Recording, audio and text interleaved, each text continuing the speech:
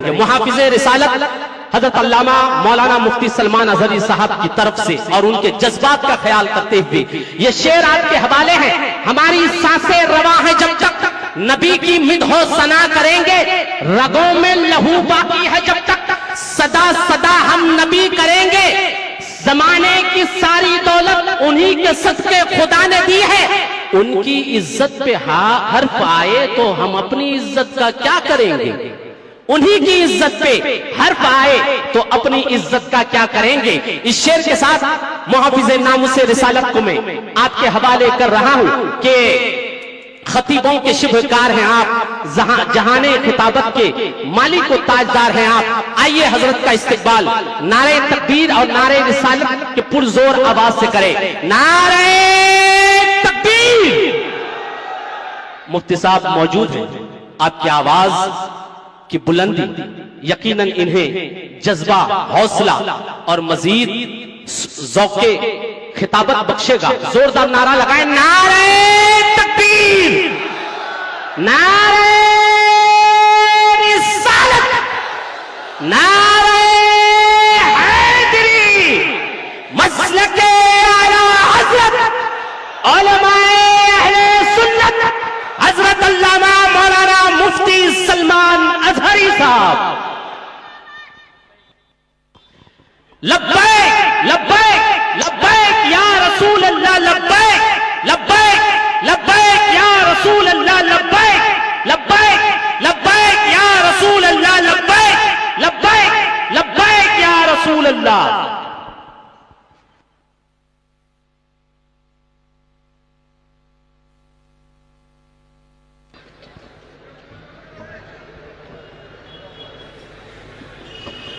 منبر نور پر جلوہ بار علماء ذوی احترام، مشائخ سادات، اساتین ملت، حاضرین اہل سنت و جماعت، السلام علیکم ورحمۃ اللہ وبرکاتہ۔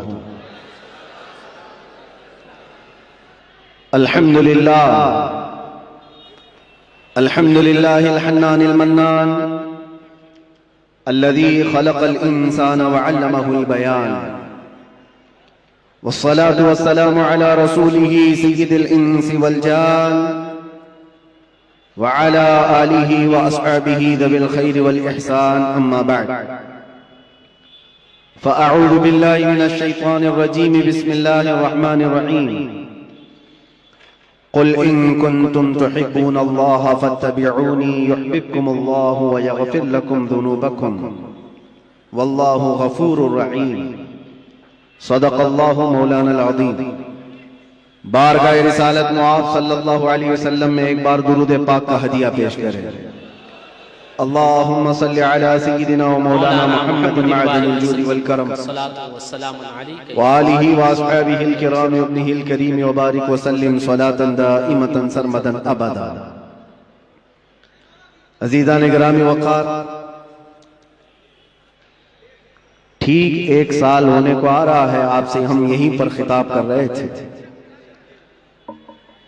پچھلے سال 28 جنوری کو آپ کے سامنے حاضر آیا تھا، لیکن رب تبارک و تعالیٰ نے سال ہونے کے 10 دن پہلے دوبارہ آپ کے سامنے مجھے پیش فرمایا۔ میں تو یہ دیکھ رہا ہوں جہاں سے ہم رکے تھے وہیں آگے چل رہے ہیں، جن کو رکانا تھا وہ تو رک گئے، اور جس کو چلنا ہے وہ چلتا ہی رہے۔ میرے عزیزوں، کچھ بھی تو فرق نہیں ہے، وہی بزم ہے، وہی دھوم ہے، وہی عاشقوں کا ہجوم ہے۔ حضور پاک صلی اللہ تعالی علیہ وسلم کی محبت میں سرشار مجمع، سرشار جلسے، سب وہی ہے۔ میں پیچھے مڑ کر کے دیکھتا ہوں، کیا میں چند دنوں کے لیے غائب تھا یا میں کہیں اندر بند تھا؟ لیکن ان روحانی مجلسوں میں دیکھ کر کے ایسا لگتا ہے تھوڑی دیر کے لیے میرے آقا صلی اللہ تعالی علیہ وسلم نے آرام کی چھٹی دی تھی، باقی تو سارا منظر ویسے کا ویسا تیار ہے۔ میرے عزیزوں، آج پہلی مرتبہ اسٹیج کے اس پروگرام سے ممبئی سے پھر میں آپ کے سامنے خطاب کر رہا ہوں۔ لیکن سب سے پہلے میں یہ وضاحت کر دوں گا، آپ کی محبت میں اور حضور معین المشائخ کے حکم پر میں حاضر آیا ہوں۔ ویسے جلسوں میں سٹیج پر جانا میں نے کم کر دیا ہے کچھ ضروری مصروفیات کی وجہ سے، ورنہ ہم جس کام کے لیے وقف ہیں وہ تو کرتے ہی رہیں گے۔ قاری صاحب بڑی محبتوں کے ساتھ بلاتے ہیں، لیکن مجھے ایسا لگ رہا تھا کہ وہ ڈرے ہوئے بھی ہیں کہ آپ کو یہاں ممبئی کی اس جگہ پر ہارٹ آف سٹی، اور پھر ہمارے پیچھے بھی بہت بڑا تام جھام ہے جس جگہ اسٹیج بھی لگائے ہیں، یہ سب معاملات کو دیکھ کر ہو سکتا ہے ان کے دل میں کوئی بات ہو۔ اسی لیے قاری صاحب نے آنے سے پہلے یہ کہا بھی تھا کہ حضرت تھوڑا ماں باپ کی خدمت پر اور ایجوکیشن پر ہی زیادہ فوکس کر کے بیان کیجیے، اور اگر ڈر کی وجہ سے آپ یہ کہہ رہے ہیں تو پھر میں کہوں گا کھل کر کے کچھ دیر کی خاموشی ہے، ہمیں کوئی روک نہیں سکتا۔ اگر دل میں خوف ہے تو میری جان بھی چلی جائے، میں قدم مصطفیٰ سے ایک بال برابر بھی ہٹنے کو تیار۔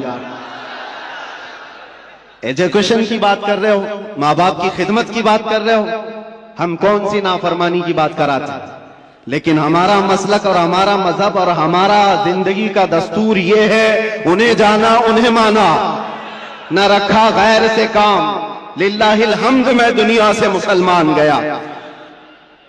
ڈر اور خوف اپنے دل سے نکال۔ میرے عزیزوں، وہ جملے جو دوسرے ہم سے چھین نہ سکے، آپ کیا چھین سکیں گے؟ آپ تو اپنے ہیں، آپ حضور پاک صلی اللہ علیہ وسلم کی محبت میں سرشار ہیں۔ میں ایک بات جانتا ہوں، جو حضور کا غلام ہوگا وہ ماں باپ کا خادم بھی ہوگا، وہ جاہل نہیں رہ سکتا، وہ علم کے میدان میں بھی شہسوار ہوگا۔ اور اگر حضور پاک صلی اللہ تعالیٰ علیہ وسلم کی محبت دل میں پوری نہیں آئی ہے، ہر برائی آ سکتی ہے، ہر برائی کی جڑ ہے یہ۔ اپنے دل کو خالی رکھا اور دنیا کی محبت سے بھر کر رکھا ہے، ورنہ جو ان کی بارگاہ میں جھک گیا، ایک عرب نے آدمی کا بول بالا کر دیا، خاک کے ذروں کو ہمدوش سریا کر دیا۔ کیا نظر تھی جس نے، خود نہ تھے جو راہ پر اوروں کے ہادی بن گئے، کیا نظر تھی جس نے مردوں کو مسیحا کر دیا۔ اس نبی رحمت صلی اللہ تعالیٰ علیہ وسلم کی نگاہ ناز جس پر پڑی ہے، زمانہ پہلے حبشی کہتا تھا، لیکن اب چاند بھی اس بلال پر رشک کیا کرتا ہے، جس کو فارس سے آئے ہوئے لوگ دیکھتے تھے کہ ہجرت کر کے آیا ہوا بے گھر ہے، لیکن نبی پاک کی غلامی نے انہیں سلمان فارسی بنایا ہے۔ وہ کون ہے جس کو اللہ کی رسول صلی اللہ تعالیٰ علیہ وسلم کی خدمت نے فاروق اعظم بنایا ہے، صدیق اکبر بنایا ہے، حیدر کرار بنایا ہے، ذوالنورین بنایا ہے۔ یہ ساری نسبتیں ایک مصطفیٰ کریم کے دامن سے وابستہ ہیں، اور ان سے پھرے جہاں پھرائی کمی وقار میں۔ ایک بات یہ سمجھ کر کے چلیں، نقطہ ہماری گفتگو کا ایک ہی ہے، ایک ہی ہے، اس لیے کہ میں نے زندگی میں دیکھا، آپ جو کہہ رہے ہیں یقیناً اس پر فوکس ہونا ضروری ہے۔ ہماری قوم کو جہالت سے نکالنا، نشہ سے بھی نکالنا ہے، قوم کی بچیوں کو بے پردگی سے نکالنا ہے، علم کی طرف بھی بڑھانا ہے، لیکن ساری بیماریوں کا علاج کیا ہے؟ ایک آدمی ہوتا ہے، شوگر بھی ہے، بی پی بھی ہے، اور ایسیڈیٹی بھی ہے، آنکھوں کی کمزوری بھی ہے، مائیگرین بھی ہے، پتہ نہیں کیا کیا بیماریاں لے کر بیٹھا ہے، اور ان سب بیماریوں کے علاج کے لیے ہر ایک جگہ ایک اسپیشل ڈاکٹر ہے، وہ اپنے اپنے فن کا ماہر ہے۔ ہارٹ کی بیماری کا ایک الگ ڈاکٹر، کارڈیولوجی، کڈنی کا الگ ہے، نیفرولوجی، سب کے پاس جانا پڑے گا، اس کا علاج الگ کرو، اس کی دوائیاں الگ کرو۔ ڈاکٹر اقبال نے کہا تھا، میں نے اپنے قوم کی بیماریاں دیکھی، یہ زوال پذیر ہے، پیچھے کی طرف جا رہی ہے، لیکن یورپ کو ترقی کرتے دیکھا۔ میں وہاں کی خاک چھان کر کے آیا کئی سالوں تک کہ یورپ بہت ترقی کر گیا، اور امت مسلمہ، میری قوم زوال پذیر کیوں ہے؟ ان کے علاج کیا ہیں؟ ان کے اندر بیماریاں کیا کیا ہیں؟ بے پردگی بھی آ گئی، جہالت بھی آ گئی، نشہ بھی آ گیا ہے، بد اخلاقی بھی آ گئی، جھوٹ بھی آ گیا ہے، خیانت بھی آ گئی، چوری بھی آ گئی، یہ سب بیماریاں آئی ہیں۔ ان بیماریوں کے علاج کے لیے کیا کرنا ہے؟ ڈاکٹر اقبال کہتا ہے میں نے ساری بیماریوں کو بھی دیکھا، علاج کے لیے الگ الگ دوا دینا بہت مشکل ہے، اس لیے کہ زندگی شارٹ ہے، بیماریاں زیادہ ہیں، اور ہمارے پاس دواؤں کے لیے ایسے ڈاکٹر بھی موجود نہیں ہر بیماری کا الگ الگ علاج کرے۔ پھر ڈاکٹر اقبال کہتا ہے اس امت کے درد اور اس کی امت کی بیماری کا علاج مجھے ایک ہی جگہ ملا، ایک ہی نقطے میں ملا، ایک ہی پڑیا میں پورا علاج ملا۔ پوچھا وہ علاج کیا ہے؟ اقبال کہتا ہے کہ محمد سے وفا تو نے، کہ محمد سے وفا تو نے، تو ہم تیرے ہیں، یہ جہاں چیز ہے کیا لوح و قلم تیرے ہیں۔ سبحان اللہ، نعرہ تکبیر، نعرہ رسالت، سبحان اللہ سبحان اللہ۔ میرے آقا صلی اللہ تعالی علیہ وسلم نے فرمایا آپ کا حکم سر آنکھوں پر، جس بات کو کہنا ہے وہ میں کہوں گا ضرور، جس چیز پر فوکس کرنا ہے وہ کہیں گے ضرور، لیکن میرے لیے زیادہ عظیم یہ ہے کہ آپ نے جو کہا ہے اس سے زیادہ میں حضور نے کیا کہا وہ دیکھتا ہوں۔ نبی پاک صلی اللہ تعالی علیہ وسلم نے کیا فرمایا کہ کس چیز پر بات کرنا چاہیے اور اپنی اولاد کو کیا سکھانا چاہیے، اس پر ہم بات کرتے ہیں۔ اور رسول کریم صلی اللہ تعالی علیہ وسلم کیا فرماتے ہیں؟ نبی پاک صلی اللہ علیہ وسلم نے فرمایا علموا اولادکم ثلاث خصال، اپنے بچوں کو 3 عادتیں سکھا دو، 3 عادتیں سکھا دو۔ اس میں 3 عادتیں کیا ہیں؟ نبی پاک صلی اللہ علیہ وسلم فرماتے ہیں نمبر 1 حب نبیکم وحب اہل بیتہ وتلاوت القرآن الکریم۔ 3 چیزیں حضور فرماتے ہیں سب سے پہلی چیز اپنے بچے کو سکھاؤ تو اپنے نبی کی محبت سکھاؤ، سبحان اللہ، اپنے رسول سے محبت۔ پھر دوسری کیا ہے؟ حضور پاک فرماتے ہیں نبی کی آل سے محبت کرنا سکھاؤ، اہل بیت سے محبت کرنا سکھاؤ۔ تیسری چیز کیا ہے؟ حضور فرماتے ہیں پھر اسے قرآن پڑھنا سکھاؤ۔ یہ 3 باتیں اللہ کے نبی نے فرمایا اولاد کی تربیت اس طرح سے کرو۔ عزیزان گرامی وقار، آج بگڑے ہوئے معاشرے کے علاج کے لیے صرف ہم اسٹیج سے بولیں اور یہاں سے علاج ہو یہ نہیں ہوتا، بلکہ اس کے لیے ماسٹر پلاننگ کی ضرورت ہوتی ہے۔ نوجوانوں سے میں کہوں گا تم شادی کرنے جا رہے ہو، نکاح کرنے جا رہے ہو تو ماسٹر پلاننگ تمہارے اندر ہونی چاہیے کہ میرا بچہ کیسا ہو، میری اولاد کیسی، میری نسل کیسی ہو۔ جب تک تمہارے اندر نیتیں صالح نہیں ہوتی بچے بھی اچھے نہیں آتے، اور پھر جوان ہونے کے بعد پھر سوچتے ہو بگڑ گیا ہے اب اس کو ٹھیک ٹھاک کرنا ہے۔ پودا جب درخت بن جاتا ہے تو پھر وہ اپنی شکل نہیں لے پاتا۔ پودے کو شکل دینے کے لیے جب وہ کوپل میں ہے تبھی سے اسے شکل دیا کر۔ نعرہ تکبیر، نعرہ رسالت، حضور معین ملت، گلے گلزار اشرفیت، اشرفی دولہا، اشرفی دولہا، حضور معین ملت ٹھیک رکھے۔ سبحان اللہ، ماشاءاللہ، ہماری خوش بختی، قائد اہل سنت، محافظ ناموس رسالت، پیر طریقت، گل گلزار اشرفیت، حضرت علامہ مولانا سید شاہ معین الدین اشرف الاشرفی الجیلانی، پریزیڈنٹ آل انڈیا سنی جمعیت العلماء و صاحب سجادہ آستانہ عالیہ درگاہ کی چوچا مقدسہ کی تشریف آوری ہو گئی ہے۔ واقعی یہ باغ زہرا کے کلی لگتے ہیں۔ حضرات، حضور معین المشائخ کی محبت میں یہ شعر سماعت کریں کہ باغ زہرا کے یہ کلی لگتے ہیں، والد ہیں ان کے ولی یہ بھی ولی لگتے ہیں، انہیں شجرہ دکھانے کی ضرورت نہیں، یہ چہرے سے فرزند علی لگتے ہیں۔ آل نبی اولاد علی، جانشین حضور شہید راہ مدینہ، صاحب سجادہ آستانہ درگاہ کی چوچا مقدسہ کی تشریف آوری ہو گئی ہے۔ حضرت کی زیارت کریں اور مفتی صاحب کا بیان سنیں۔ درود پاک پڑھیں۔ اللہم صلی علی سیدنا محمد وآلہ واصحابہ وبارک وسلم صلاۃ دائمۃ سرمدا ابدا۔ میں عرض یہ کر رہا تھا اور برابر جو بات چل رہی ہے اسی درمیان شہزادہ بطول گلے گلزار ہاشمیت یہاں پر جلوہ بار ہوئے۔ اللہ کے نبی صلی اللہ تعالی علیہ وسلم کی 3 باتیں حضور نے فرمایا علموا اولادکم ثلاث خصال، 3 عادتیں اپنے بچوں کو سکھاؤ۔ سب سے پہلی چیز حب نبیکم، اپنے نبی کی محبت۔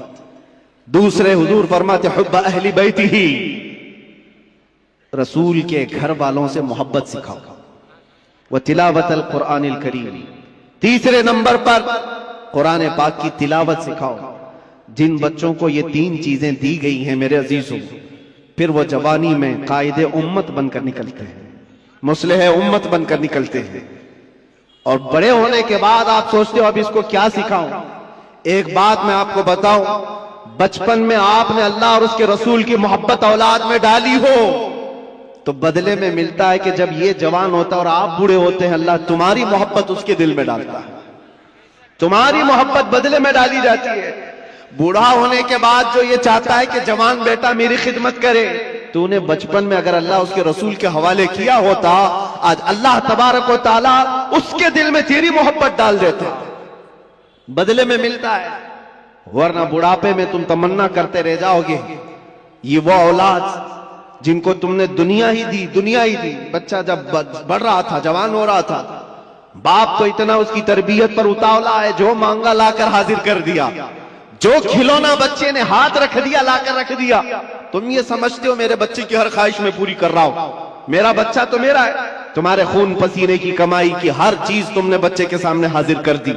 ان جوان لڑکیوں کو بھی میں نے دیکھا، 18 سال 20 سال باپ تربیت کرتا ہے، 6 مہینے کسی لڑکے سے دوستی ہو گئی، وہ ماں باپ کو ٹھکرا کر چلی گئی۔ کیوں ایسے حالات پیش آئے؟ ماں باپ کی اہمیت ان اولاد کی نظر کیوں نہیں آ پاتی؟ وجہ صرف یہ ہے بچپن میں جو تمہیں انہیں دینا تھا وہ نہیں دیا، دنیا خوب لا کر دے دی۔ حضور پاک صلی اللہ تعالی علیہ وسلم سے پوچھا گیا کہ اپنی اولاد کو دیا جانے والا باپ کی طرف سے سب سے بہترین تحفہ کیا ہو سکتا ہے؟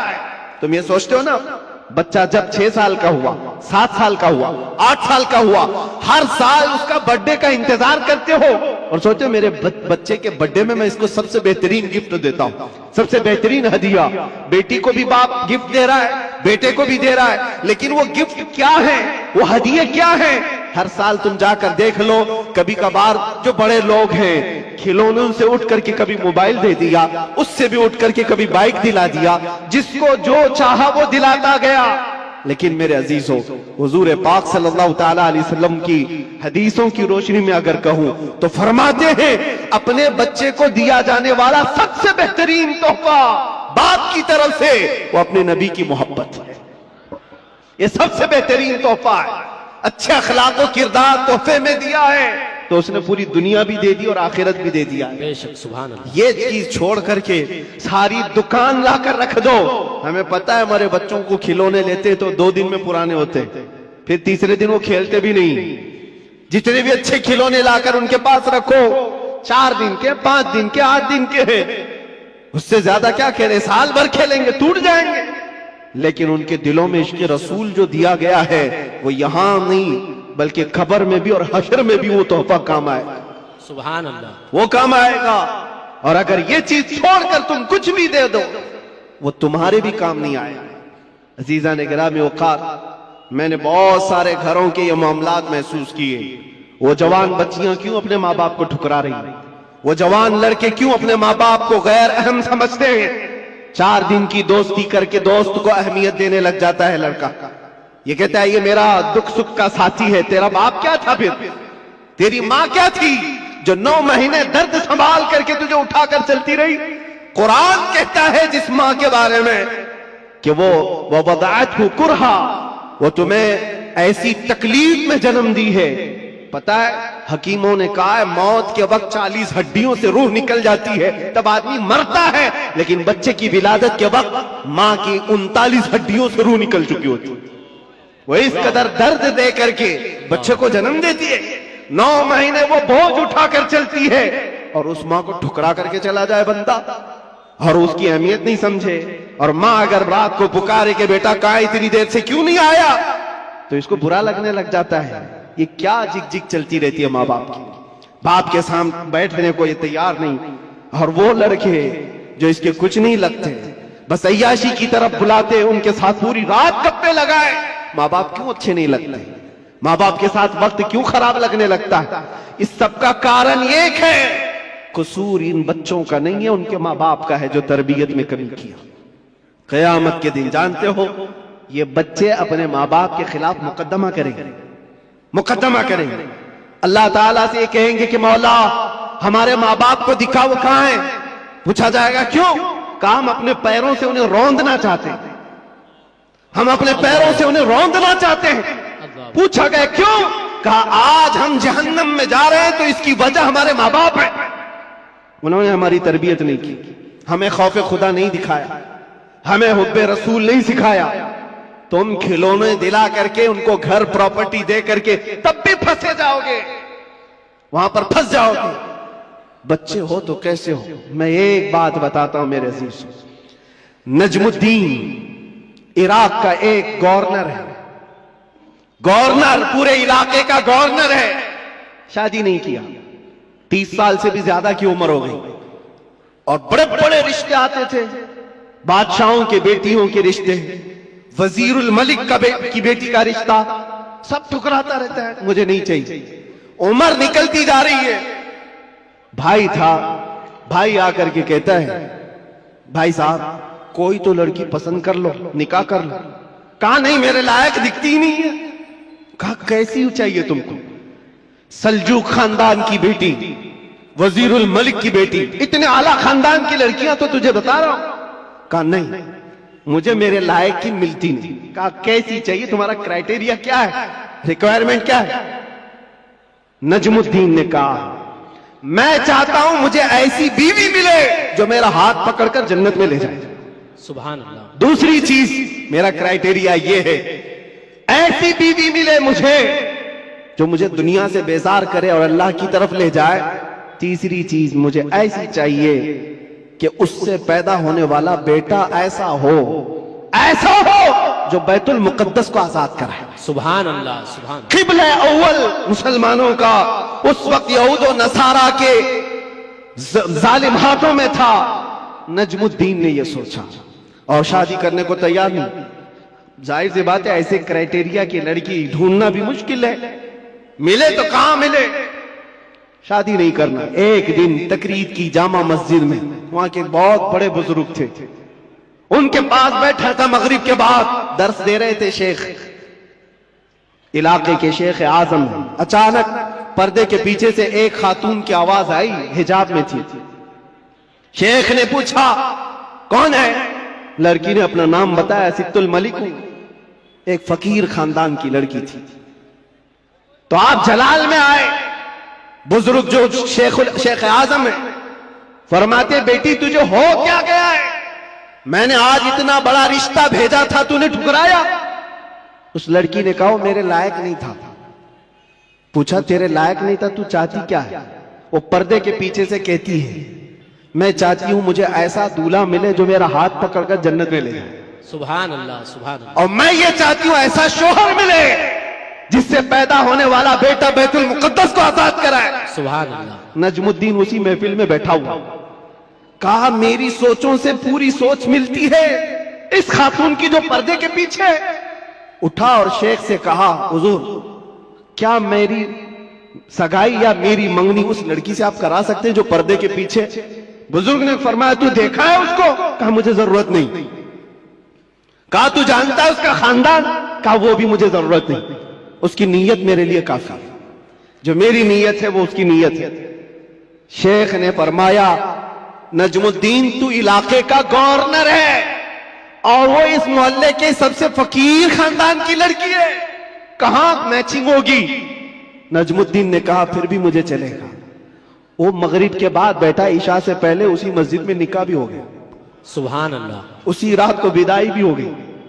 ادھر لڑکا بھی راضی، لڑکی بھی راضی، نیتوں کا ملاپ تھا، نیتوں کا ایکجا ہونا تھا۔ یہ نجم الدین اپنی دلہن کو لے کر گیا، جانتے ہو میرے عزیزوں تاریخ کے اوراق اٹھا کر دیکھ لو، یہ وہ حسین جوڑا ہے جس سے پیدا ہونے والے لڑکے کا نام صلاح الدین ایوبی۔ سبحان اللہ، سبحان اللہ، سبحان اللہ، بہت خوب، سبحان اللہ۔ کون ہے صلاح الدین؟ یہ آسمان سے اترا ہوا نہیں تھا، یہ زمین سے نکلا ہوا نہیں تھا، ماں باپ کی صالح نیت کی وجہ سے صلاح الدین پیدا ہوتا۔ ماں باپ کی جب تربیت ہو، ان کی نیت صالح ہو تو آج بچے صالح پیدا ہوں گے۔ لوگ آج ظاہر سی بات ہے، ایک صاحب ہے وہ سوال کر رہے تھے، وہ بیان کر رہے تھے. اس بیان میں ایک خاتون نے آ کر کے کہا مولانا آپ کربلا کے واقعات بہت سناتے ہیں, کربلا کے واقعات بہت سناتے ہیں, حسین اعظم کے تذکرے, ان کے صبر, ان کے استقامت, ان کے جذبے شہادت سب بہت سناتے, لیکن پھر کوئی حسین کیوں نہیں پیدا ہوتا؟ مولانا نے اچھا جواب دیا. وہ خاتون سوال کر رہی تھی, کہا حسین ضرور پیدا ہوگا, پہلے فاطمہ تو آئے کوئی. سبحان اللہ, سبحان اللہ. فاطمہ ہوگی تو حسین بھی آئے گا. گھروں کے حالات جب درست ہو جاتے ہیں تو میرے عزیزوں ان خاندانوں میں نیک و صالح اولاد ہوتی ہے. درخت بن جانے کے بعد ہم تربیت کی سوچ رہے ہیں, بگڑے ہوئے معاشرے کو سدھارنے کے لیے. اب تو یہاں پر کچرا نکالنے کے لیے ہاتھ نہیں, بڑے بڑے بلڈوزر لگانے پڑتے ہیں, تب جا کر کے کچرے نکلیں گے. لیکن جو نوجوان ہیں میں ان سے گزارش کروں گا, نیت کر لو صالح نیت اللہ کی بارگاہ میں کہ مولا مجھے تحسین فرج عطا فرما, میری شرمگاہ کی حفاظت عطا فرما, مجھے وہ نیک خاتون دے جو مجھے دنیا سے ہٹا کر جنت کی طرف لے جائے, مجھے دنیا کی محبت سے نکال کر اللہ اس کے رسول کی محبت ڈالے. تمہاری نیتوں سے اللہ تبارک و تعالیٰ وہ چیز تمہیں عطا کرے گا. پہلے سے اگر یہ سوچتا ہے جوان ایسی دلہن ملے جو 4 لوگوں میں کھڑا کروں تو لوگ اسے دیکھتے رہے, بے حیا آدمی, دیوس آدمی جو اپنی عورت کا مظاہرہ کرانا چاہتا ہے, شادی اس لیے کرنا چاہتا ہے کہ 4 لوگوں میں اس کی خوبصورتی دکھائے, اس شخص کے بارے میں میرے آقا فرماتے وہ جہنمی ہے, وہ جہنمی ہے, وہ جہنمی ہے. 3 بار فرمایا. پوچھا کون؟ حضور فرماتے ہیں جو اپنی جس کی عورت اس کے شوہر کے بغیر بے پردہ باہر نکلتی, یا جو مرد اپنی عورت کو آزاد گھماتا ہے, اس کے بارے میں کہا گیا وہ دیوس ہے, جہنمی. تمہاری نیتیں صالح ہو, تمہاری نیتیں پاکیزہ ہو تو اولاد بھی آئے. اور معاشرے میں اصلاح کے لیے ہمیں ماسٹر پلاننگ کی ضرورت ہے. یہی میں کہنا چاہتا ہوں, آج بیج بو, فصل تمہاری نسل نکالے گی اور اچھی عمدہ فصل دیکھے گی. اور اس معاشرے کے بگڑے ہوئے حالات کو میرے عزیزوں مل کر کے صحیح کیا جا سکتا ہے. نشہ کے متعلق مجھے بڑی عجیب کوفت محسوس ہوتی ہے. کیوں؟ تم کس نشے میں آج ڈوبے ہوئے ہو؟ کون سا ہے یہ نشہ؟ یہ شراب, دھتورا, یہ سارے ڈرگز, اس چیز کے لیے امت مسلمہ بنائی گئی. قرآن میں تو اللہ فرماتا ہے کنتم خیر امت اخرجت للناس, تم سب سے بہترین امت ہو جو انسانوں میں نکالے گئے ہو. انسانوں میں اللہ نے تم کو سب سے بہترین امت بنایا. بہترین امت کے یہ کام کہاں سے ہو سکتے ہیں؟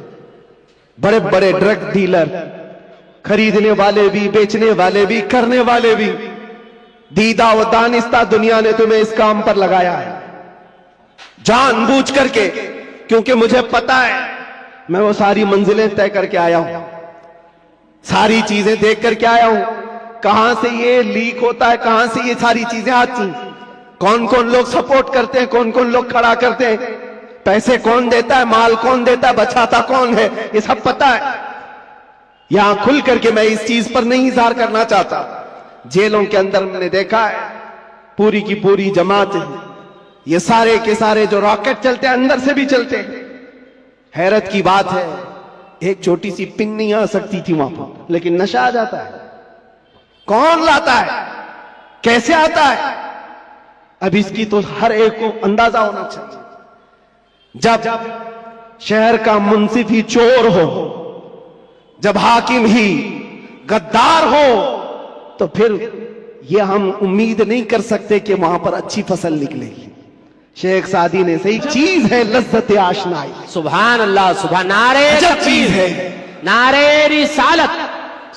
وہ آنکھوں سے میرے مصطفیٰ نے وہ پلایا تھا جس کے بعد دنیا کی شراب ہیچ ہو گئی تھی. آج تم نے آنکھوں سے اگر پینا ہے تو آؤ حضور پاک صلی اللہ علیہ وسلم کی بارگاہ میں. آج صرف پردے لگائے گئے ہیں, وہ کائنات کا دولہا آج بھی اپنی شان کے ساتھ آرام کر رہا ہے. ہم تو مائل بکرم ہیں, کوئی سائل ہی نہیں. وہاں سے آواز آتی ہے, وہ آج بھی اپنے جلوے دکھا رہے ہیں, آج بھی اپنے غلاموں کے گھر جا رہے ہیں. نہیں تو یوں ہی سنی پکار کر نہیں کہتا سنا ہے آپ ہر عاشق کے گھر تشریف لاتے. سبحان اللہ. بلکہ ہم تو یہ کہیں گے دیکھا ہے آپ ہر عاشق کے گھر تشریف لاتے. بے شک. سبحان اللہ. سبحان اللہ. سنا ہے کیا بات ہے؟ دیکھا ہے آپ ہر عاشق کے گھر تشریف لاتے ہیں. یا رسول اللہ میرے گھر میں بھی ہو جائے چراغاں یا رسول اللہ. کچھ ایسا کر دو میرے کردگار آنکھوں میں ہمیشہ نقش رہے روئے یار آنکھوں میں. طلب کرو میرے عزیزوں کیوں نہیں ملتا؟ اگر رب ذوالجلال کی بارگاہ میں تڑپ کر کے مانگا ہوتا کچھ ایسا کر دے میرے کردگار آنکھوں میں ہمیشہ نقش رہے روئے یار آنکھوں میں. انہیں نہ دیکھا تو کس کام کی ہے یہ آنکھیں کہ دیکھنے کی ہے ساری بہار آنکھوں میں. ہم نے دیکھا ہے میرے عزیزوں اپنی زندگی میں جب ہمارا دل زیادہ ٹوٹ جاتا ہے آمنہ کلال سنبھالنے کے لیے تشریف لاتا. سبحان اللہ. سبحان اللہ. اور پھر اندازہ ہوتا ہے صحابہ نے اپنی تمام تر وہ ساری عادتوں کو کیسے ختم کیا تھا. وہ ایک دیدار رسول سے، وہ ایک زیارت مصطفیٰ سے سب کچھ توڑ دیا تھا، سب کچھ چھوڑ دیا تھا. آج وہ ایک محبت تمہارے دل میں گھر کر جائے. میں کہتا ہوں ہزاروں تقریروں کی ضرورت نہیں، تمہارے علاج معالجے کے لیے ڈاکٹروں کی ضرورت نہیں. وہ ایک عشق مصطفیٰ تمہیں آسمانوں کی بلندی تک پہنچا سکتا ہے. بے شک. اٹھا کر تمہیں کہاں سے کہاں لے جائے گا تمہیں اندازہ بھی نہیں. اس لیے کہ میرے عزیزوں ہم لا یعنی چیزوں میں مصروف ہیں. جو چیز تمہارے لیے نہیں بنی یا تم اس کے لیے نہیں بنے اپنی پوری زندگی اس پر لگائے ہوئے ہو. اور جس چیز کے لیے اللہ نے تمہیں بنایا اور جو چیز تمہارے لیے بنایا اس سے آنکھیں موند کر بیٹھے ہو. اس کے لیے اعلیٰ حضرت فرماتے ہیں شہد دکھائے زہر پلائے قاتل ڈائن شوہر کش. یہ دنیا کے بارے میں یہ شہد دکھاتی اور زہر پلاتی. ہوتا یہی ہے جتنی حسین چیزیں یہاں دکھ رہی ہیں دیکھنے میں تو شہد ہے اور حقیقت میں زہر ہے. جو پی لیتا ہے وہ تڑپ تڑپ کے مرتا ہے. قاتل ہے یہ دنیا. ڈائن ہے. ڈائن کس کو کہتے ہیں؟ جو اپنے شوہر کو مار ڈالتی، جو شوہر بدلتی ہے. اور اعلیٰ حضرت نے 3 باتیں فرمائی اس دنیا کے بارے میں. شہد دکھائے زہر پلائے قاتل ڈائن شوہر کش. جو اس سے محبت کرتا ہے یہ دنیا اسی کو مارتی ہے اور پھر دوسرے کے گھر چلی جاتی ہے. دیکھو ٹٹول کر کے اپنی جیبوں میں جو چیز ہے کیا یہ تمہارے پاس ہمیشہ رہنے والی چیز ہے؟ تم کل کسی اور کے ہاتھ میں یہ پیسے دیکھ رہے ہوں گے. تمہارے مال اور تمہارے جائیداد کسی اور کے ہاتھ میں ہوں گے. ہو سکتا ہے زندگی میں کسی بنکر میں رکھ کر کے بینک میں خوب حفاظت کرو. مرنا تو ہے قبر میں بیٹھ کر دیکھو کہ تمہارے بچے اس پر ناچ رہے ہوں گے. پھر اس کے بعد کیا ہوگا؟ حسرت سے تم دیکھتے رہو کہ جس کے لیے میں نے کیا کیا کر کے جمع کیا یہ میری اولاد اس طرح سے اس کا استعمال کر رہی. حقیقت میں یہ دنیا ہے جو روز ہاتھوں میں بدل کر جاتی ہے. تمہاری کبھی نہیں ہو سکتی. جو چیز ہمیشہ تمہارے پاس رہتی ہے وہ کیا ہے؟ وہ کون سی چیز ہے جانتے ہو؟ وہی چیز ہے جو تمہیں بے خوف کرتی ہے. عجب چیز ہے لذت آشنائی. جو حضور کی محبت میں سرشار ہوتا ہے پھر دنیا کا خوف اس سے نکل جاتا ہے اور دنیا کی تمام تر یہ برائیاں اس کے دل سے نکال دی جاتی. حضرت عمر فاروق رضی اللہ تعالیٰ عنہ محفل میں بیٹھے ہوئے ہیں. حضور پاک صلی اللہ علیہ وسلم قبر کا ذکر کر رہے ہیں. مرنے کے بعد جب تمہیں دفنایا جاتا ہے تو قبر میں 2 فرشتے آتے ہیں. یاتیانی ملکانی. 2 فرشتے آئیں گے. عینانی ازرقانی. نیلی آنکھوں والے کالے چہرے والے. سختی سے سوال کریں گے تمہارا رب کون ہے؟ تمہارا دین کیا ہے؟ پھر حضور کے بارے میں دکھا کر پوچھیں گے ان کے بارے میں کیا کہتا تھا. یہ 3 سوالات معلوم ہے کہ نہیں؟ قبر میں ہوں گے پتہ ہے کہ نہیں؟ ہر مسلمان کو تو معلوم ہونا چاہیے 3 سوال قبر میں کیے جائیں گے. وہ فرشتے آ کر جھنجھوڑ کر سوال کرتے اور لوگ یہ سوچ رہے ہیں کہ بہت آسان سوال ہے. بول دوں گا میرا رب اللہ ہے, میرا دین اسلام ہے اور حضور کے بارے میں بتا دوں گا. یہاں پر قبر کے جوابات دینے کے لیے کچھ لوگوں کو سالوں بیت جاتے ہیں. کیوں؟ مرنے کے بعد میموری لاس جو دنیا میں تھا وہ سب بھلا دیا گیا ہے. وہاں جانے کے بعد ختم ہو گیا ہے. اب اس کو ہی بات یاد آ سکتی ہے جس کو اللہ یاد دلائے. جو دنیا میں اللہ اور رسول کو یاد نہیں کرتا تھا وہاں کیا یاد کر پائے گا؟ اب سنو, حضرت عمر فرماتے ہیں हुजूर पाक सल्लल्लाहु ताला अलैहि वसल्लम ने पूछा, ऐ उमर, तवज्जो चाहूंगा, ऐ उमर, तेरी कब्र में ये दो फरिश्ते आएंगे, सवालात करेंगे तो क्या जवाब देगा? क्या जवाब दोगे? अब हजरत उमर की बारी थी। कब्र में पूछे जाने वालों का जवाब क्या दिया जाएगा? हजरत उमर ने कहा, या रसूल अल्लाह सल्लल्लाहु अलैहि वसल्लम, पहले आप मुझे ये बात बता दें, वो फरिश्ते जो 3 सवालात करने वाले, उनका जवाब मैं क्या दूंगा, वो बात की बात। पहले आप मुझे ये बताएं, आज जो मैं आपसे मोहब्बत करता हूं, मरने के बाद कब्र में ये मोहब्बत रहेगी कि नहीं रहेगी? अल्लाह के नबी ने फरमाया, ऐ उमर, दुनिया वालों की मोहब्बत खत्म हो जाएगी और मुझसे जो मोहब्बत करता है वो कब्र में, हश्र में भी बाकी रहेगी। अब हजरत उमर झूमने लगते, कहते, या रसूल अल्लाह, अगर ये मोहब्बत बाकी रहेगी तो ये मामला मेरे ऊपर छोड़ दीजिए, मुनकर नकीर को मैं खुद देख लूंगा। सुभान अल्लाह, सुभान अल्लाह। आप हैं तो फिर किस बात की फिक्र? इसी को कहा इकबाल ने, दो आलम से करती है बेगाना दिल को, अजब चीज है लज्जत आशनाई, जिसके पास ये हुब्बे रसूल हो, इश्क मुस्तफा हो, फिर उसके लिए दुनिया हेच है, कमतर है, उसका यकीन बढ़ जाता है, उसका तवक्कुल बढ़ जाता है। इसलिए ऐ नौजवानों, आज मैंने महसूस किया है हमारे पास जमा करने की कोई चीज नहीं रही। जो जमा करना चाहते हैं वो हाथ से निकल की चली जाती है, लेकिन जितने लोगों को जमा करना चाहा वो भी टूटते रह जाते हैं। दुनिया में आप जिंदगी गुजार करके देख लेना, ये दुनिया को समेटते समेटते रह जाओगे, कभी पूरे हाथ में नहीं आती।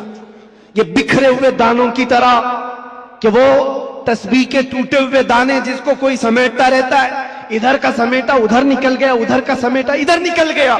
दुनिया पूरी जिंदगी भर तुम्हारे साथ यही तमाशा करती रह जाएगी। इसीलिए आला हज़रत की वो बात याद कर लो।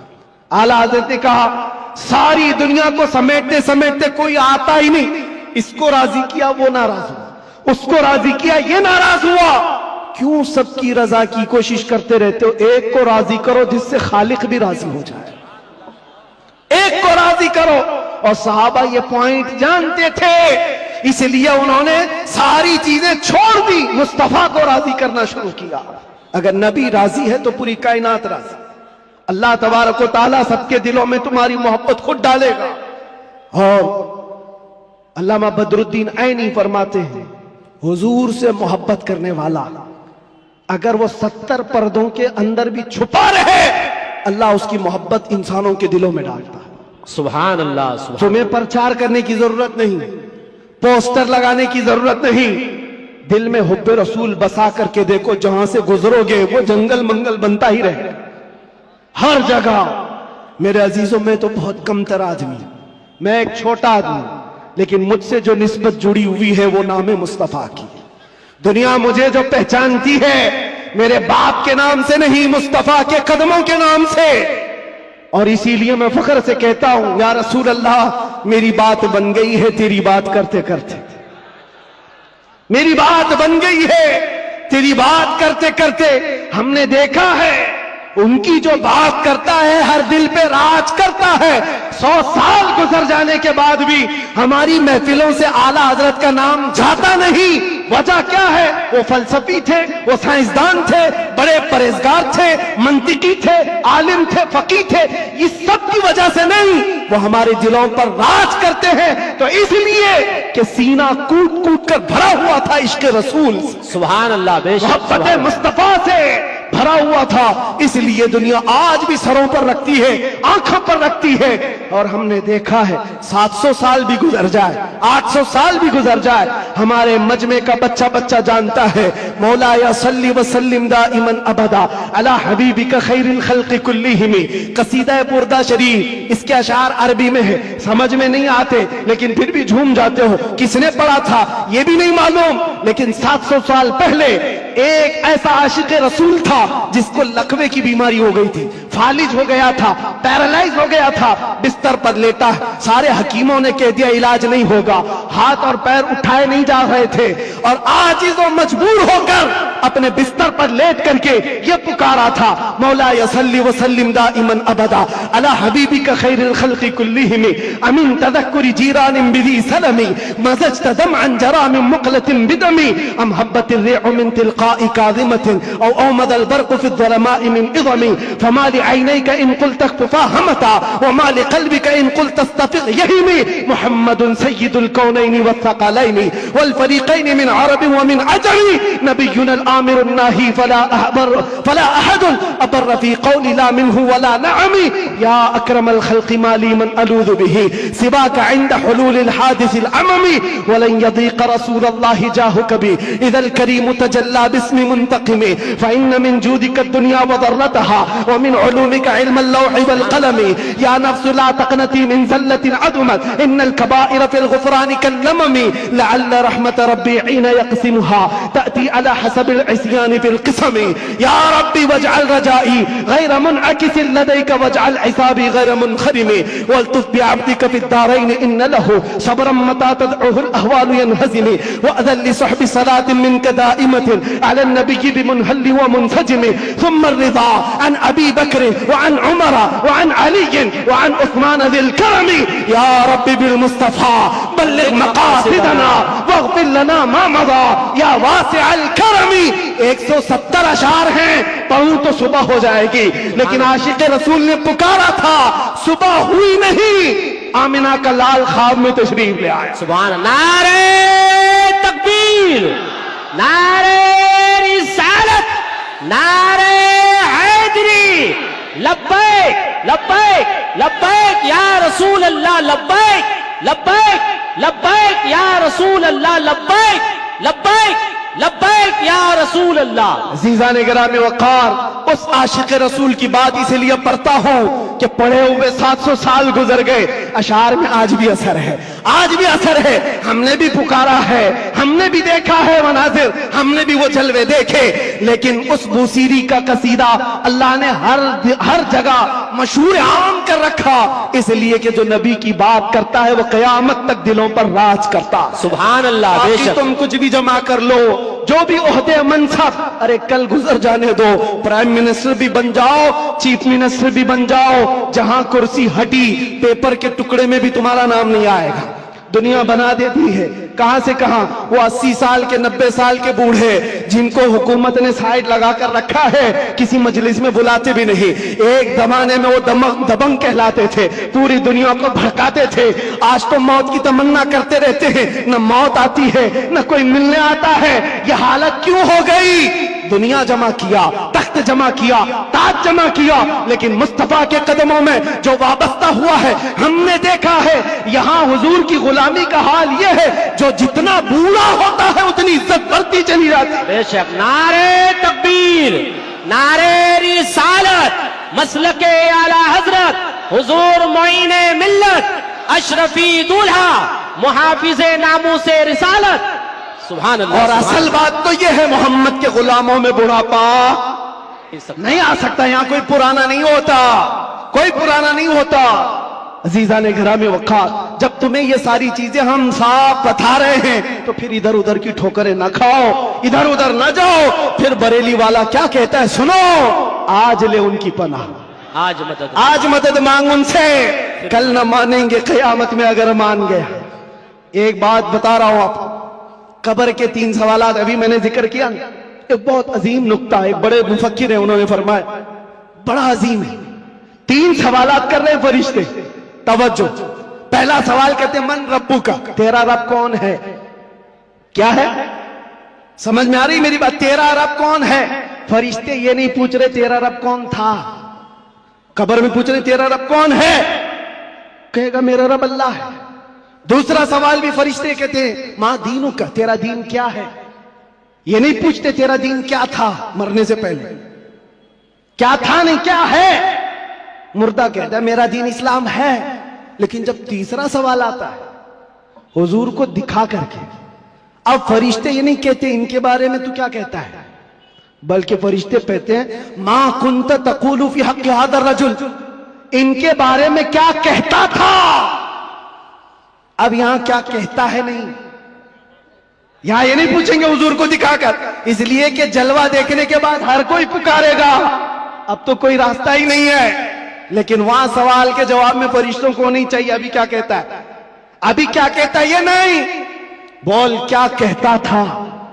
اپوزیشن والے تو کہیں گے ہاں ہاں لا ادری، نہیں افسوس ہے معلوم نہیں، میں تو ان کے لیے کھڑا ہونا بھی نہیں چاہتا تھا، صلاۃ و سلام پہ لڑتا تھا، اور ان کے لیے تو میں کیا بشر نور کے جھگڑوں میں پڑا رہتا تھا، غیب اتنا ہے اتنا ہے اسی پر پڑا رہتا تھا، تمہارا تو یہی ہوگا، اور سنی مچل کر کہے گا ان کے بارے میں پوچھتے ہو، ہاں میں کیا کہتا تھا وہ کہتا ہوں، سرور کہوں کہ مالک و مولا کہوں تجھے، باغ خلیل کا گل زیبا کہوں تجھے، اللہ رے تیرے جسم منور کی تابش ہے، اے جانے جا میں جانے تجلا کہوں تجھے، تیرے تو وصف عیب تناہی سے ہیں بری، حیراؤں میرے شاہ میں کیا کیا کہوں تجھے، لیکن رضا نے ختم سخن اس پہ کر دیا، خالق کا بندہ خلق کا آقا کہوں تجھے، فرشتوں سے سنی یہ کہے گا اب تو پائے ناز سے اے فرشتوں کیوں اٹھوں، ارے مر کے پہنچا ہوں یہاں اس دل ربا کے واسطے۔ سبحان اللہ، نعرہ تکبیر،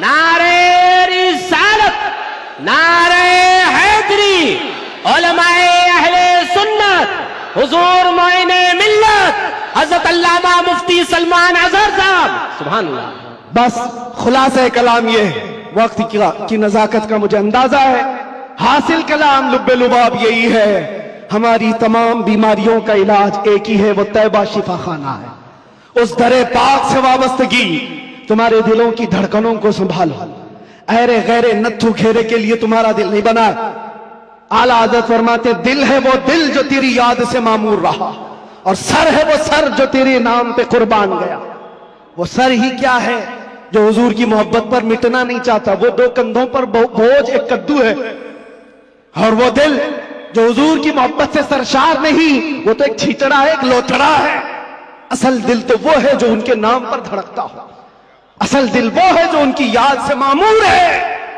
دنیا کی جب بات آئے تو ٹھکرائے اور اپنے نبی کی عظمت کو سلام کرے، دنیا تمہارے امتحان لے گی، میں جانتا ہوں میرے عزیز، لوگ یہ ڈرے ہوئے بھی ہیں، میرے حالات کو دیکھ کر لوگوں نے یہ سوچا تھا ایک بڑی آواز کو دبا دیں، چھوٹے تو یوں ہی دب جائیں گے، ان کو پتا نہیں جس چیز کے لیے تم دبا رہے ہو یہاں تو قانون ہی الگ ہے، اسلام زندہ ہوتا ہے ہر کربلا کے بعد، سبحان اللہ، بے شک جس چیز کو دبانا چاہتے ہو یہ پاسبل نہیں ہے، ممکن نہیں، ہاں میرے باپ داداؤں کی بات کر رہا ہوتا، کھیتی باڑی کی بات کر رہا ہوتا، پراپرٹی کی بات کر رہا ہوتا، یا میں کوئی پارٹی بنا کر کے ووٹ مانگ رہا ہوتا، دبا دیتے، مر جاتا، پھر دوسرا کوئی اٹھنے کی ہمت نہیں کرتا، لیکن نام مصطفیٰ کی بات ایسی ہے، نام مصطفیٰ کی بات ایسی ہے، مکہ والوں نے دیکھا ہے، انگاروں پر سلا کر کے بھی دیکھا، ہاتھ پیر آنکھ کان ناک سب کاٹ کر کے بھی دیکھا، سب دیکھتی آ رہی ہے دنیا، نہ وہ نام کل کم ہوا تھا، نہ آج کم، اور نہ ہی قیامت تک کم ہوگا، کیونکہ قانون ہے یہ، رہے گا یوں ہی ان کا چرچا رہے گا، پڑے خاک ہو جائیں جل جانے والے، سبحان اللہ، بے شک۔ اور حالات کی بات جہاں تک آتی ہے، میں کہوں گا میرے عزیزوں، حضرت بہت ہمارے متعلق فکر مند رہتے ہیں، اور بار بار پہلے سے بھی کہتے آئے، بعد میں بھی کہتے رہے، اب بھی کہتے ہیں، وہ بڑے ہیں، ان کی نصیحت سر آنکھوں پر، ہمارے لیے وہ فکر مند اسی لیے کہ لوگوں کا تعلق ہمارے سے بنا ہے، دین سے وابستہ ہے، اس لیے ان کی بزرگی اور ان کی سوچ اور ان کا فکر کرنا اللہ سلامت رکھے، محبت، لیکن میں ایک قانون جانتا ہوں، جو حضور پاک کی عظمت اور ان کے ناموس کی بات کرتا ہے وہ امتحانات سے گزارا جاتا ہے، بے شک، بے شک۔ پھر یہ نہیں ہوگا صرف حلوہ پراٹھا کھائیں گے، دعوتیں لوٹتے رہیں گے، اور لوگوں کے ہاں جا کر کے اپنی شان کا اظہار کرتے رہیں گے، میں یہ جانتا ہوں یہ نہیں ہوگا، اس لیے کہ حضور پاک کی محبت اور عظمت اور ان کے عشق کی بات کرے گا تو پھر آزمایا بھی جائے گا، اس کے لیے تو تیار رہنا ہی ہوگا، لیکن بدلے میں کیا ملے گا؟ کچھ لوگ یہ کہتے ہیں کیا ہوا، सारा नुकसान तो हुआ, माल का नुकसान, इतने दिनों का नुकसान, बीवी बच्चों से दूर, पता नहीं कैसे कैसे स्ट्रगल किए, कौन कौन सी मुसीबतें देखी। लेकिन मेरे अजीजों, उन्हें क्या अंदाजा, हमें क्या मिला वो हम जानते हैं। लेकिन एक बात ज्यादा से ज्यादा ये, हमारे दिन खराब करोगे, माल खराब करोगे। मेरे अजीजों, ये सारी चीजें एक दिन क्या, एक महीना क्या, एक साल क्या, जब हमने कहा फिदा का अभी वो उम्मी या रसूल अल्लाह, मेरी माँ और मेरे बाप आप पर कुर्बान, तो फिर दुनिया क्या रह जाती है। इसलिए मैं आपसे कहता हूं, इम्तिहानात से गुजारे जाओगे, लेकिन एक ही दौलत अपने साथ रखो। दुनिया समेट करके तुम बचा ना पाओगे, लेकिन हुजूर की मोहब्बत समेट कर रखोगे तो ये कब्र में भी जाएगी और हश्र में भी जाएगी। काम आने वाली चीज की बात कर रहा हूं। और आंखों को बचा लो। जिस हुस्न के फरेब में तुम फंसते चले जाते हो, ये जाहिरी हुस्न है, थोड़े दिनों के बाद पिघल जाने वाला, खत्म हो जाने वाला। और ये वादे मवादे, ये मुआहिदे, ये सब टूट जाने वाले। हमें पता है कितने आशिक माशूक हैं जो चांद तोड़कर लाने वाले थे, अपनी महबूबा के लिए तारे तोड़कर लाने वाले थे। उनकी महबूबाएं शिकायत करती है शादी के बाद, हजरत ये तो कान की एक बाली भी नहीं लाता, तारे लाने वाला था, घर में राशन और आटा नहीं लाता, चांद पर लाने वाला था। ये सब दुनिया मजाजी इश्क के ढकोसले। लेकिन हम जानते हैं जिन्होंने हुजूर से कहा था मेरी जान आप पर कुर्बान, मुस्तफा ने उन्हें छोड़ा नहीं, फिर छोड़ा नहीं, और अल्लाह ताला ने उन्हें उठाकर कहां से कहां पहुंचाया। आज भी दुनिया ये कहती है हुजूर की मोहब्बत में जो हुजूर को एक बार देखा है वो पूरी उम्मत के गौस अब्दाल कुतुब से भी आला, किसी गौस का भी मकाम वहां तक नहीं पहुंच सकता जो हुजूर सल्लल्लाहु अलैहि वसल्लम के एक सहाबी का मकाम है। उनके कदमों की धूल तक भी नहीं पहुंचता। ये बात याद रखें, यही एक दौलत है जो तुम्हें बहुत बुलंद करती है। आज मुझे जो पहचानती है दुनिया में वो जानता हूं सिर्फ इसी बात पर, जब तक बिके न थे तो कोई पूछता न था। या रसूल अल्लाह, तुमने खरीद कर हमें अनमोल कर दिया। सुभान अल्लाह। हुजूर का नाम जिससे जुड़ता है वो देखा है मनाजिर, वो देखा है जलवे। इसीलिए उठो ए नौजवानों, आंखों को तैयार करो उस जलवे जहां आरा की जियारत के लिए, जिसका एक बार समा जाना तुम्हारे अंदर की सारी बीमारियों को खत्म कर देगा। नशा है छूट जाएगा, जिहालत है खत्म हो जाएगी, बदकिरदारी है सीधे हो जाओगे। हमने तारीख देखा है, जो डाकू थे, चोर थे, जैसे जैसे थे, एक दौलत इश्क मुस्तफा क्या आई, उन्हें कहां से कहां बनाई। फुजैल बिन अयास कौन है, हबीब आजमी कौन है, इनकी तारीखें पढ़ो। बिशर हाफी कौन है, किस दौलत ने इन्हें विलायत के आला मकाम पर पहुंचाया है। वो नबी पाक की मोहब्बत है, उनकी अजमत है। इसीलिए मैं आखिर में इतना ही कहूंगा, आज लोग ये पूछते हैं क्या मिलेगा, तुम्हें अंदाजा नहीं क्या मिलेगा। इन आंखों को नशा से अगर मुक्त करना चाहते हो, एक खुमार अपने आंखों में डालो, नशा हर तरह का छूटेगा, शराब भी और ड्रग्स भी, सारी चीजें छूटेंगी। एक तमन्ना करो, एक तमन्ना करो, कुछ ऐसा कर दे मेरे किरदगार आंखों में। अल्लाह ताला जिस दिन ये दुआ तुम्हारी कबूल कर ले और वो दिन आ जाए, और इतना ही नहीं, बारगाह मुस्तफा में भी पुकारा करो। वो गैरतमंद रसूल है, वो सखी रसूल है, लजपाल रसूल है। इतना दिया सरकार ने मुझको जितनी मेरी औकात नहीं, ये तो उनका करम है, वरना मुझ में तो ऐसी बात नहीं। पुकारने वालों ने पुकारा है, जिसने जैसा पुकारा वैसे उसे अता किया गया है। देर लगेगी, कभी तो वो वक्त आएगा, कभी तो वो रात आएगी जब तुम्हारा नसीबा जाग रहा होगा, हर चीज छूट चुकी होगी, आमिना का लाल तुम्हारे घर तशरीफ लाया होगा, और फिर तुम भी पुकार करके वही कह रहे होगे जो पीर मेहर अली शाह ने कहा था, मुख चंद बदर शाशानी है, काली जुल्फत अख मस्तानी है, मखमूर अखे हिन मद भरिया, उस सूरत नू मैं जान अखा की जान जहां अखा, सच अखा रब दी शान अखा, उस शान तो शाना सब नबिया। सुभान अल्लाह मा अजमलका मा अकमलका मा अहसनका, कितने मेहर अली कितने तेरी सना, गुस्ताख अखे कितनी जारिया।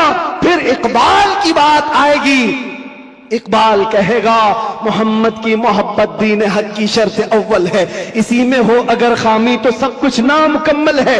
اسی جلوے کو دیکھ کر کے بریلی سے آواز آئی تھی، وہ کمال حسن حضور ہے کہ گمان نقص جہاں نہیں، یہی پھول خار سے دور ہے، یہی شمع ہے کہ دھواں نہیں۔ یا رسول اللہ تیرے آگے یوں ہیں دبے لچے فسہار اب کے بڑے بڑے، کوئی جانے منہ میں زباں نہیں بلکہ جسم میں جان نہیں۔ کروں تیرے نام پہ جاں فدا، نہ بس ایک جاں تو جہاں فدا، تو جہاں سے بھی نہیں جی بھرا، کروں کیا کروڑوں جہاں نہیں۔ وہ وقت آئے گا اور اس دن ہر آواز پکارے گی لبیک یا رسول اللہ، لبیک۔